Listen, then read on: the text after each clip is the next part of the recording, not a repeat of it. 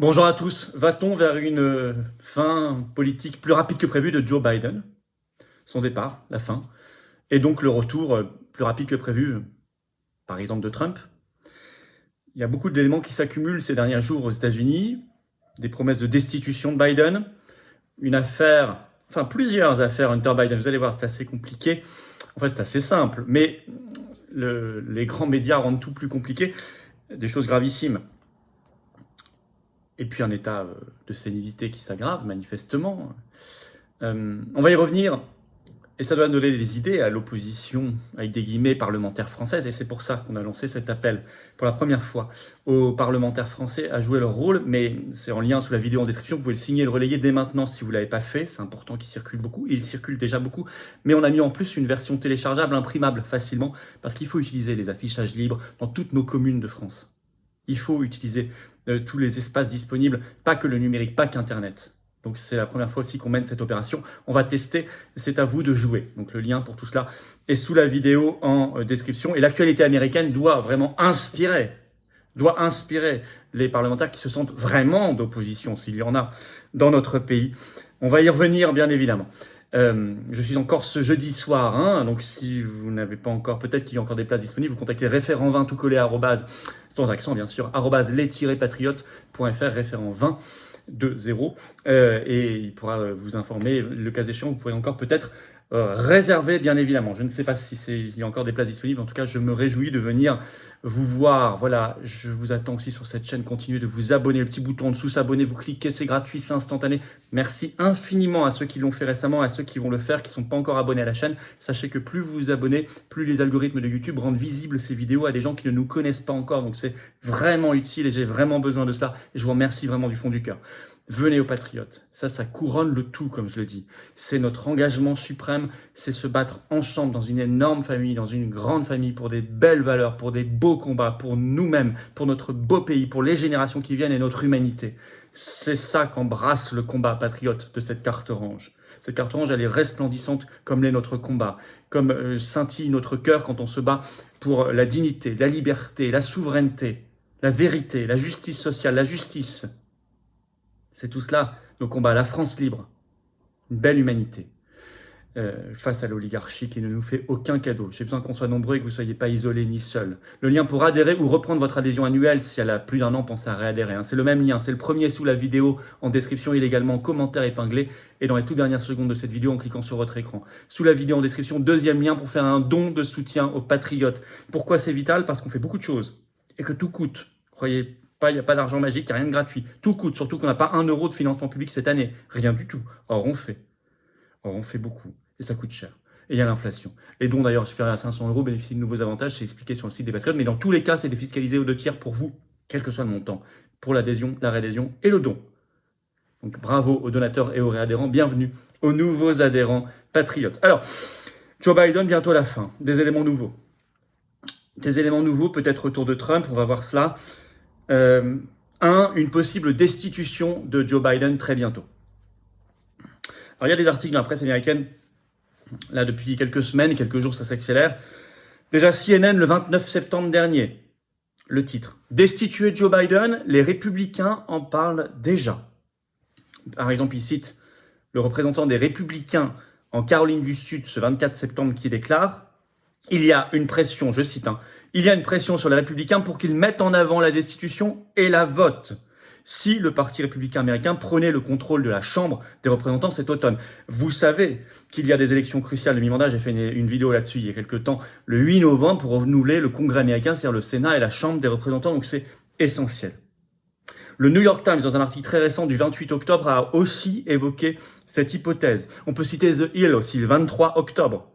Qui évoque la déclaration de Elise Stefanik. Qui est-elle? C'est la présidente de la conférence républicaine de la Chambre des représentants, donc ça n'est pas rien, qui a déclaré au New York Post ce 17 octobre que la destitution de Joe Biden était, je cite, sur la table si le Parti républicain prenait le contrôle de la Chambre des représentants le 8 novembre. Notamment, dit-elle, on déclenchera cette destitution autour des affaires du fils de Biden qui s'appelle Hunter Biden. J'y reviens dans un instant. Sachez qu'une majorité aujourd'hui d'Américains sont favorables à cette destitution. Selon un sondage de l'Institut Rasmussen qui a été publié le 1er septembre, 52% des Américains favorables à la destitution de Biden. Vous me direz, c'est une courte majorité? Oui, enfin, c'est une majorité. Et pourtant, son arrivée au pouvoir n'est pas très vieille. Début 2021. Bon. Deux, évidemment, j'y fais allusion, Joe Biden est terriblement fragilisé par le dossier Hunter Biden, même si tout est fait pour qu'on en parle le moins possible, ou qu'on parle peut-être du sommet de l'iceberg. Vous allez voir la petite manœuvre intéressante. En tout cas, on commence à en parler, et Internet en parle beaucoup. D'autant que l'arrivée d'Elon Musk à la tête de Twitter, qui a racheté Twitter, pourrait rendre plus visible cette affaire Hunter Biden, alors qu'aujourd'hui, jusqu'à maintenant, les algorithmes de Twitter et le bannissement des comptes faisaient que c'était moins visible.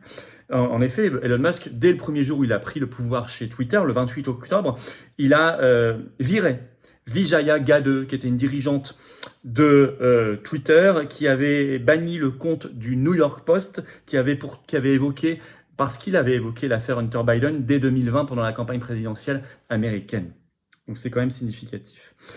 Alors attention, il y a un dossier officiel Hunter Biden qui est un peu la face émergée officielle acceptable de l'iceberg, et ce qui est terrible, bien plus terrible que cela, très réel, et qui bénéficie de beaucoup moins de publicité. Je vais commencer par l'officiel, la face émergée, publique. Par exemple, vous prenez un article du Parisien en France du 7 octobre dernier, le titre « Une enquête sur Hunter Biden, le fils de Joe, fait émerger des preuves de fraude fiscale ».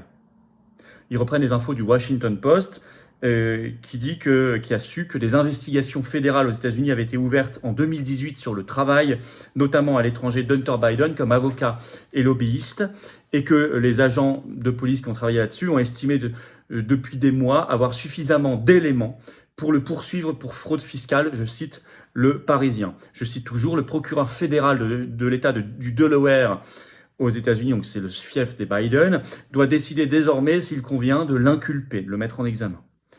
Donc en fait, ce sont des infos qui ont fuité dans le Washington Post, reprises ensuite dans la grande presse internationale, notamment en France, le Parisien et d'autres.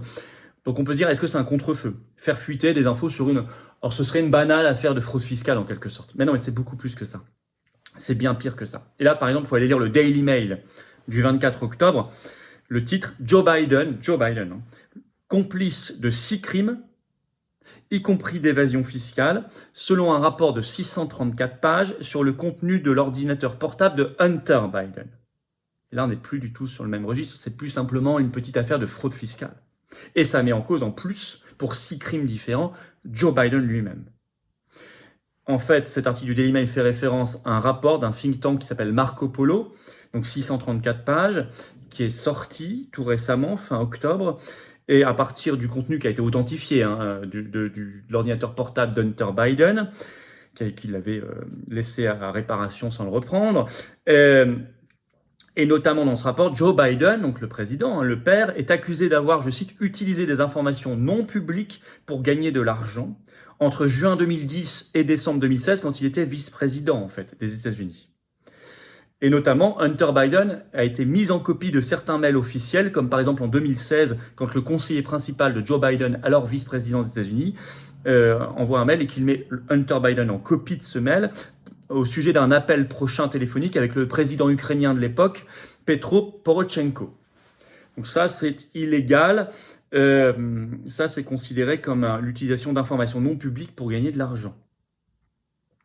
Au total, ce rapport de Marco Polo évoque, je cite, 459 crimes prétendument commis par Hunter Biden. Je cite toujours l'article du Daily Mail, y compris les infractions de prostitution, de distribution et possession de drogue, fraude aux agences gouvernementales, lobbying illégal à l'étranger et blanchiment d'argent.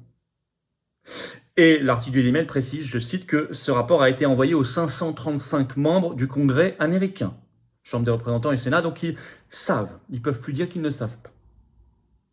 Ça, c'est fondamental, on en reparlera sûrement. Vous voyez, donc il y a la différence entre d'ailleurs des républicains, des élus républicains l'ont dénoncé aux États-Unis. Vous avez fait fuiter en fait le moins grave officiellement dans la grande presse et vous cachez, vous ne parlez pas du bien plus grave, rapport Marco Polo. Mais ceci dit, tout le monde commence quand même à être au courant. Ça circule beaucoup. Troisièmement, pour Biden, les problèmes de sénilité manifestement s'aggravent. Des incidents permanents, à tel point que même la grande presse officielle commence à en parler. Par exemple, RTL, ce 28 octobre, tout récemment, le titre « Joe Biden est-il sénile ?» Je fais référence notamment à un épisode encore ce 24 octobre où le président américain apparaissait désorienté dans les jardins de la Maison-Blanche. On peut citer en France aussi Santé Magazine, 27 octobre, le titre « Joe Biden serait-il sénile ? Des images sèment le doute ». Sachant qu'encore le 28 octobre, il a réitéré, récidivé, il a évoqué le fait qu'il y avait, je cite, 54 États aux États-Unis, il y en a 50, comme vous le savez. Pour le président américain, ça la fout mal quand même. Bon. Donc c'est quasiment tous les jours. Ce qui laisse penser d'ailleurs, notamment dans la guerre d'Ukraine, qu'on a du mal à penser que ce soit Biden sénile qui pilote tout ça. Alors en conclusion, définitivement les élections de mi-mandat du 8 novembre vont être cruciales. Parce qu'elles pourraient entraîner le début d'une procédure de destitution de Biden et donc possiblement un retour d'un autre candidat, le mieux placé aujourd'hui pour l'instant étant Trump. Mais pourquoi pas un autre aussi, dans le même camp. Ron DeSantis est évoqué aussi, le gouverneur de Floride. Bon, en tout cas, Trump apparaît comme très en pointe. C'est important pour la paix du monde. C'est important pour la paix du monde. Parce que là, nous sommes avec Biden un clan autour très belliciste, très belliqueux. Notamment, bien sûr, sur l'affaire ukrainienne, mais aussi à Taïwan et en Chine. Est-on face à, dans l'affaire Hunter Biden, une espèce de réseau mondial de corruption? Il faut que cette affaire soit totalement purgée. Quel réseau derrière? Qu'elle soit totalement transparente. On en reparlera donc. Il faut faire pression. En tout cas, tout cela, quand on voit le comportement du Parti républicain américain, c'est une sacrée leçon à l'opposition, guillemets, avec des guillemets, parlementaire française. Les motions de censure, les destitutions prévues par l'article 68 dans notre Constitution, tout ça, l'opposition parlementaire française a bien du mal à y aller, ou à les voter ensemble, on l'a encore vu hier, à voter notamment des motions de censure ensemble, on l'a vu ce 31 octobre. Bon, et bien écoutez, l'appel qu'on fait tombe à point nommé, et dedans il fait référence explicitement à l'exemple américain. Le lien pour le signer et le relayer est sous la vidéo en description, mais vous pouvez également, il y a une version téléchargeable, imprimable, pour mettre sur les affichages libres dans votre commune, par exemple. Allez le remettre à votre maire, à votre député, à votre sénateur, il y a plein de possibilités. En mettre dans des boîtes aux lettres, il y a plein de possibilités. Si vous avez une imprimante, vous pouvez en imprimer 5, 10, 20, voilà, et vous avez fait de boulot. Si chacun fait ça, ça va aller très très vite. Plus signé et relayé numériquement, bien évidemment. Voilà. Eh bien écoutez, je vous attends sur cette chaîne, abonnez-vous. Le petit lien juste en dessous, cliquez dessus, c'est gratuit, c'est instantané. Merci infiniment, on va vers les 500 000. Vous rendez visible tout ce travail, ces vidéos, en vous abonnant grâce aux algorithmes de YouTube, ça fonctionne comme ça, c'est gratuit, c'est instantané, bien évidemment, et merci à ceux qui se sont abonnés récemment. Venez aux Patriotes, venez vous battre, je vous attends dans le combat, je veux me battre à vos côtés et j'espère que vous vous battrez à mes côtés et qu'on se battra ensemble, dans la même direction pour la vérité, la dignité, la liberté, nos libertés, notre souveraineté de nation, de peuple, de France libre, notre humanité, contre ce monde oligarchique. C'est ça le combat. C'est le plus grand mouvement souverainiste de France, les Patriotes, et défense des libertés et de la paix.